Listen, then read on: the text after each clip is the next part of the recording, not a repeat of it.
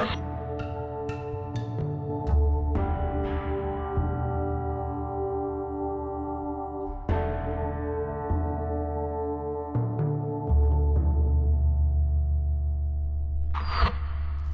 Marcel Ouimet de Radio-Canada qui vous parle de Paris. Oui, le Paris enfin délivré, complètement libéré. Et je ne sais vraiment pas comment commencer pour vous raconter tout ce que nous avons vu et entendu.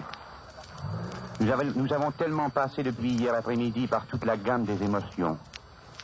L'accueil des populations parisiennes a été tellement fantastique. La joie du peuple, une véritable explosion. 4 ans et 2 mois qu'il attendait de ne plus entendre le pas cadencé des troupes hitlériennes et l'entrée des Alliés. Sa joie, le peuple parisien lui a donné une forme à peu près indescriptible.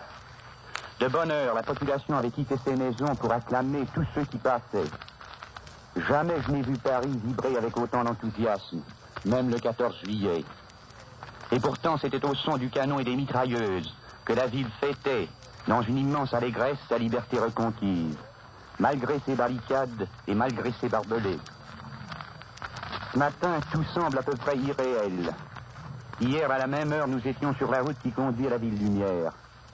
Nous avions passé la nuit à Rambouillet, parmi une population qui, elle aussi, attendait avec impatience la nouvelle de l'entrée des Américains et des Français.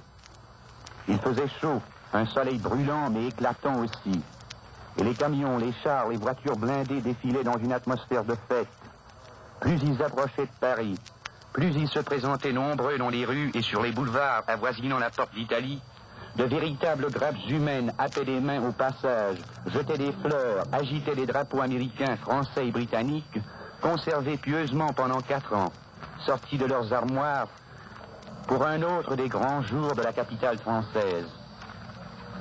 Non, jamais de toute mon existence, je n'oublierai la chevauchée que nous avons faite de la porte d'Italie à la place de l'Opéra dans notre petite voiture. La foule était si dense à certains endroits qu'on avait mal à passer, qu'on n'avait pas assez de mains pour serrer toutes celles qui se tendaient. Les Parisiens comme les Parisiennes nous embrassaient, nous disaient merci avec cette spontanéité et cette sincérité qui est la leur. Il y avait des rires, des chants, de folles acclamations.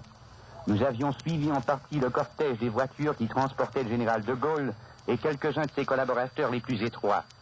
Et à tout moment, la Marseillaise fusait de toutes les poitrines. Une Marseillaise vibrante, poignante, étourdissante même qui vous arrachait les larmes.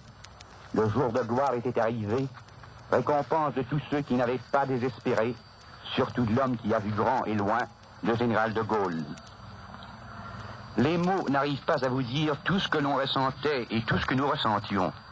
Hier, c'était comme l'écrit ce matin un journaliste français dans un journal libre, enfin libre. Le Paris des foules enthousiastes et clairvoyantes, levé volontairement pour les grandes causes qu'elles ont faites leur. Le Paris des révolutions viriles et des audaces libératrices. C'est ce Paris qui a tendu ses enfants à bout de bras à tous les militaires alliés, qui a salué avec les Américains l'armée française en uniforme, et comme un peuple vainqueur, a présenté les armes à ses frères de combat et rendu les honneurs au président de son gouvernement en guerre. Ici, Marcel Ouimet de Radio-Canada, qui vous a parlé de Paris, le cœur de la France.